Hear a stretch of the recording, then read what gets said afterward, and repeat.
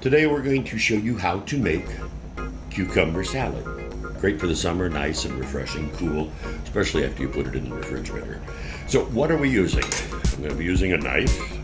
That's not a knife, now that's a knife. I'm also going to be cheating a little bit and use this mandolin. Doesn't play very well, but it does get the job done.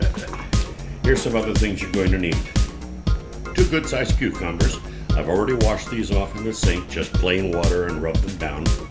You're going to want some caraway seed. This is important to make it crunchy. A little bit of Dijon mustard, a 1/4 cup of apple cider vinegar, some kosher salt, and 2 to 3 tablespoons of sugar, depending on how sweet you want it. And last but not least, a red onion. So let's start by preparing the onion. We'll slice off the ends. And then what I like to do is go this way so that we can peel off the skin. Now we're ready to go ahead and slice it. You might be wondering, what do I set this on? For me personally, I'll put it on 1/8 of an inch, and we'll begin.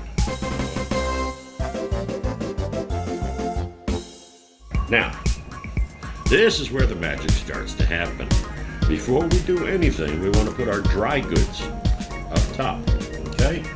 So, for me, I don't measure this. I just try and cover it, okay? So we get enough in there. And then, I'm going to put on the kosher salt, spread it around as best I can, and then the sugar is going to go over the top, okay?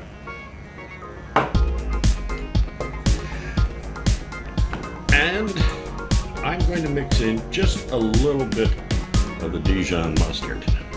I know we say you're supposed to put in 2 teaspoons rather, but I like just 1, okay? Because I like the more tart, spicy flavor. So we stir that up real good, and then we pour it over the salad. Okay, toss the salad, make sure you get it all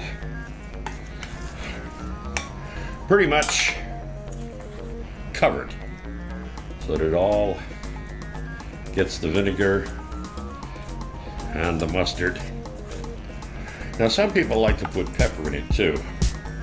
If you want, the best thing for it, sure, you know what I'm going to say, is fresh pepper. Fresh ground pepper.